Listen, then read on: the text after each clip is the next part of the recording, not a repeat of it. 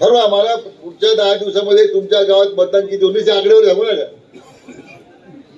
इतके आमच्याकडे तितके तिकडे आहेत. हे काही उद्या काही त्यासाठी आपण काही देणार आहोत मतदान आकडेवारीसाठी असं नाही आहे. प्रामाणिकपणे आपल्या मनाला प्रश्न विचारून हे काम करा. तुम्ही मला तालुक्यात परिवर्तन पाहिजे ना, मग आपली भूमिका प्रामाणिक असेल. हे सगळे शांड माफिया, लँड भूमाफिया, खडी माफिया,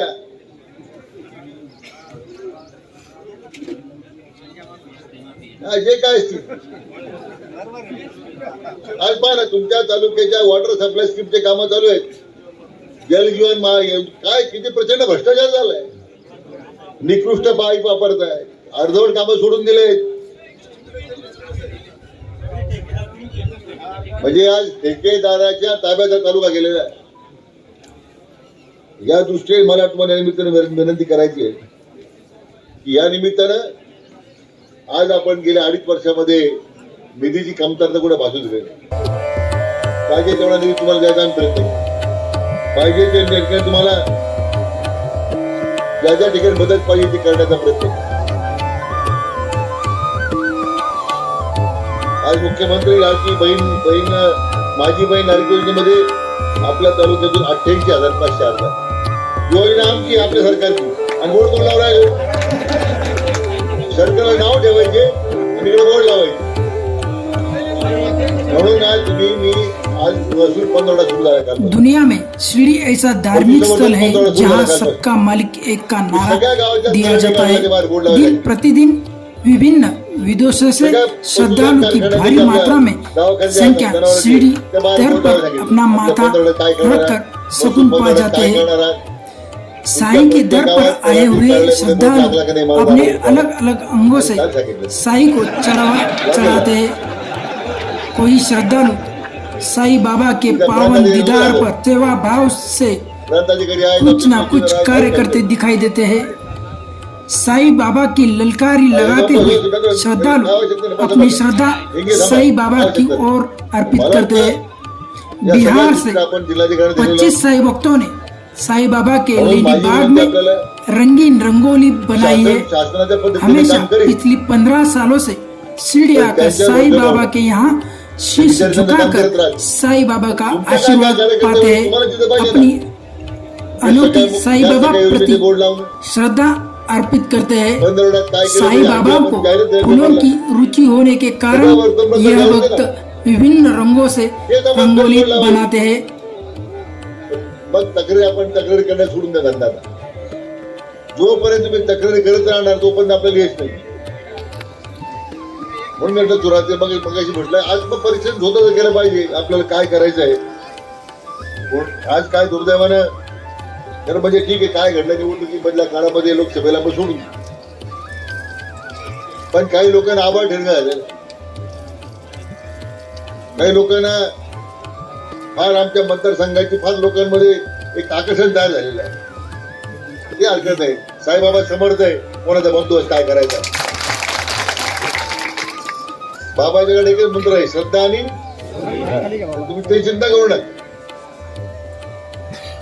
आता तुमचा सगळ्यांचा आग्रह जो आता मगाशी मला सांगितलं लोकांनी डॉक्टर सुजयच्या बद्दलचा जरूर आपण त्याच्या संदर्भात काय करता येईल आपल्या महायुती सरकार आहे. महायुतीच्या पक्ष निर्णय करायचा. तो पक्ष निर्णय देईल त्या संदर्भात आपण पुढे पक्ष जो निर्णय देईल आपण ते अंमलबजावणी करू. तुम्हाला महायुती सरकार महायुती म्हटलं महायुतीमध्ये जो निर्णय होईल तो आपण मान्य करू. तुमच्या भावना समजल्यात. त्या भावना कशा आहेत, भावनेचा कसं प्रत्यक्ष रूपात आणायचं, प्रत्येक कृतीमध्ये आणायचं ते आता नेते मंडळी ठरवतील. परंतु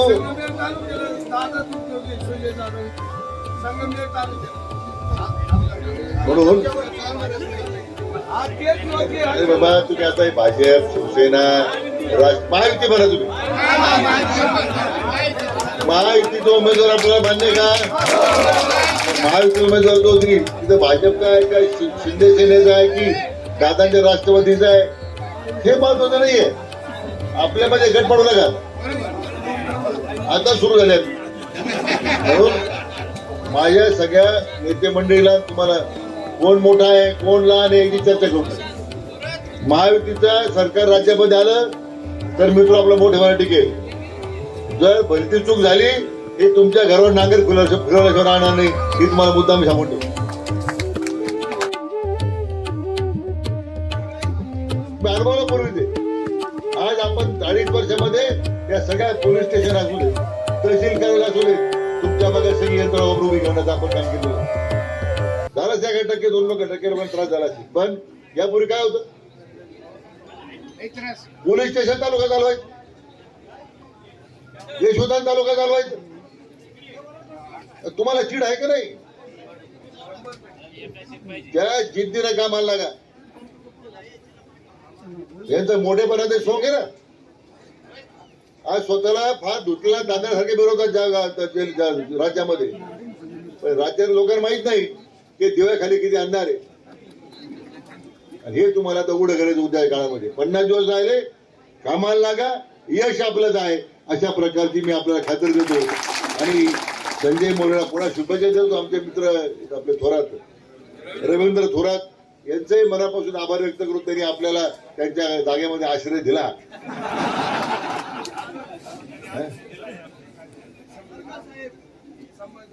अरे म्हणून मला नेहमी आल्यानंतर वस्तीवर आल्यानंतर बऱ्याच मागे एकदा आलो होतो. आणि खरं म्हणजे तालुक्याचे लढवई नेते माननीय कैलासवासी संभाजीराव थोरात यांची आठवण दिल्याशिवाय राहत नाही. काय संभाजीरावचा म्हणजे दरार होता. मी कॉलेजमध्ये होतो 79 साली, त्यावेळी ते उभे राहिले अपक्ष म्हणून. खदा पाटलाची लढाई झाली त्यावेळी, सॉरी 79-80 ला मी शेवटच्या वर्षात होतो.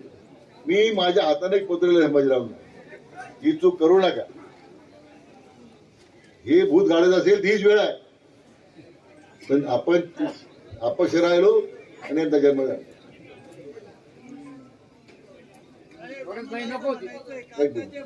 म्हणून आता मला काही मला संभाजीरावचं मी उदाहरण सांगते तुम्हाला, मला कोणाचा अनादर करायचा नाहीये. संभाजीराव त्यावेळी माझे एक जवळचे मित्र होते, ते त्या काळामध्ये मोटरसायकलवर कोल्हापूरला, मोटरसायकलवर बेळगावला, काय म्हणजे एवढा करारी आणि जिद्दीचा माणूस होता. आज संभाजीरावांची आठवण झाल्याशिवाय राहत नाही.